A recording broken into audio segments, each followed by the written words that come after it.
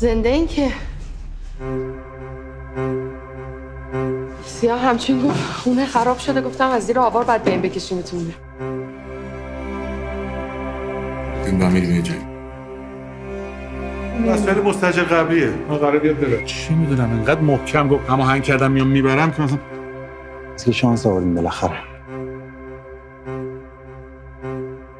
شما هم همینطور.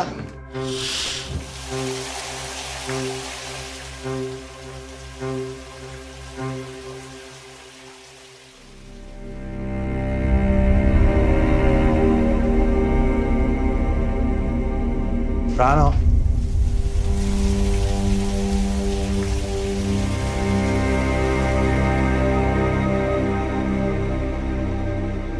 رعنا جان اینو بپوش بریم کلانتری.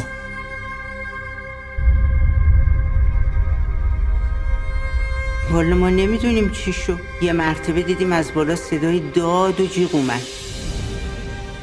کلم روش منتظر تو بودم. از پشت دست کرد تو موام. من فکرم تویی. انگار من چه حالیم تو اون خونه که یه سر فرصت هیچ کاری نکردی. چی کارش میخوای بکنی؟ من یه رو باید پیداش کنم. داری انتقام میگیری ازش. من شکایت کنم تو نمیزنی. خب از من چی کار کنم دیگه؟